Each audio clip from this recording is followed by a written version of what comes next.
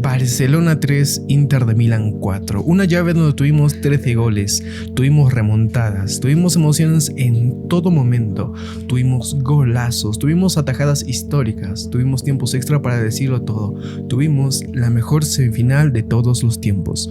Para muchos, una final anticipada, y vaya que lo fue, tranquilamente el mejor partido, la mejor eliminatoria de esta Champions League. La emoción siempre estuvo presente hasta el silbatazo final.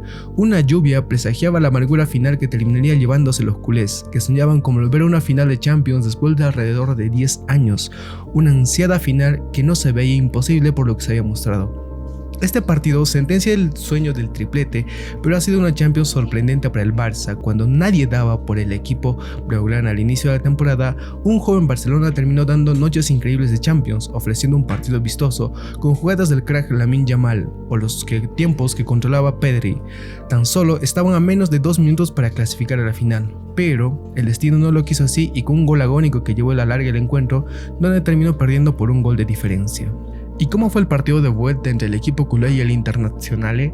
El encuentro nuevamente se abre con un gol del Inter de Milán, con un gol de Lautaro Martínez, que muchos creían que no jugaría de titular, pero Izanagui apostó por él, quien no quería perderse la lucha por el boleto a la final, a pesar de haber sufrido una lesión en los flexores del muslo izquierdo. Y vaya que valió la pena, y con creces, hacer ese esfuerzo para jugar el encuentro. El Inter empezó mucho mejor que el Barça, presionando constantemente arriba. De hecho, el gol viene de una presión alta a Dani Olmo. El Inter siguió intentando, si bien se dieron un poco la pelota después del primer gol, nunca perdieron las intenciones de atacar y tuvieron ocasiones de gol, donde finalmente llegó una jugada para Lautaro, pero la entrada de Cubarsí terminó siendo una falta que fue revisada por el VAR y el árbitro central lo vio y cobró un penal para el Inter. Çalhanoğlu, que minutos atrás había tenido un gran remate al arco, se encargó de cambiarlo por gol, y así, como en la ida, tristemente el Barça iba perdiendo 2-0. El equipo culé salió con otra cara el segundo tiempo, siendo más intenso en la ofensiva y la recuperación de pelota tras pérdida. Gerard Martín se encargó de meter un centro al área, y una buena entrada de Eric García para el segundo palo terminó descontando el marcador. Pocos minutos después, una vez más, Gerard Martín dio otro centro pasado, y con Varela dormido en la marca, Dani Olmo empató el partido. Esto animó al Barça a buscar el tercero. Hubo oportunidades para lograrlo, pero Sommer brilló con sus atajadas intervenciones. Sin embargo, Rafinha una vez más demostró su valía y convirtió el tercer gol, firmando así una fantástica remontada.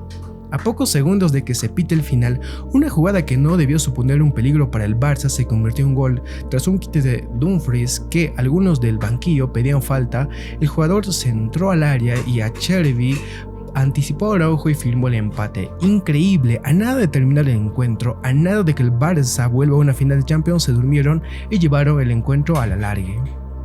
El alargue entre el Barça y el Inter no iba a ser menos que los 95 minutos previos jugados. Si bien los jugadores ya estaban cansados, esto es una Champions y se está peleando por un boleto a la final. ¿Y por qué digo esto? Bueno, así como el partido de ida y el de la vuelta, el Inter se adelantó una vez más. Esto es de no creerse. El Milan lo volvió a hacer. Fratesi se encargó de poner el marcador 4-3. El Barça intentó empatar una vez más el encuentro. Lewandowski tuvo una, pero el balón se fue por arriba del arco tras un leve desvío de Sommer, quien ya venía siendo figura desde el partido de ida. Luego, el Inter tuvo una con Fratesi, pero Szczęsny también protegió su arco y evitó el otro tanto. Finalmente, Lamine Yamal tiró al arco después de un gran contra del Barça, pero Sommer, sí, otra vez, se marcó una tajada increíble. El Inter en los minutos finales se dedicó a hacer faltas para evitar más ataques y buscar quemar minutos al dar pelotazos y sacar el balón lo más lejos posible del área. Y que se puede decir, les bastó para sentenciar el encuentro y finalmente ganar el partido.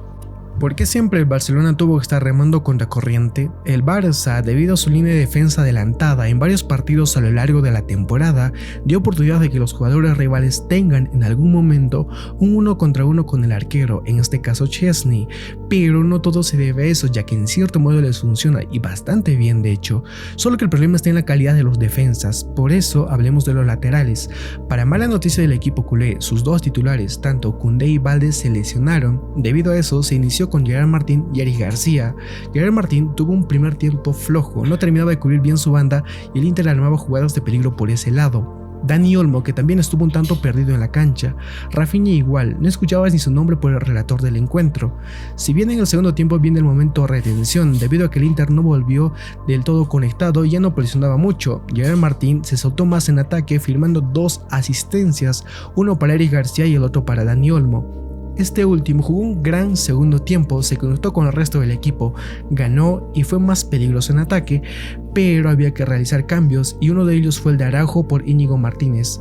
Esto más que un alivio supuso un problema, o mejor dicho, el problema. Tiempo atrás Araujo le daba como el mejor o de los mejores defensas del mundo, pero después de una lesión larga volvió no siendo el mismo y tampoco siendo confiable. El gol del empate para ir al largue, que si bien se duerme Gerard Martín y pierde la pelota, Araujo estaba en el área marcando a Chervi, que sin problemas le gana la pulseada del primer palo. Lo más llamativo es que Chervi no es delantero, es defensa y aún así le ganó a Araujo, y el gol de la victoria, Ronald, también quedó pintado por Turán. Hablemos de los mejores del encuentro. Para eso tenemos que mencionar a Lamine Yamal. Sin duda es el mejor o de los mejores del Barça, poniéndose el equipo al hombro, no solo por sus regates y desequilibrio de banda, sino porque a diferencia de otros es más regular.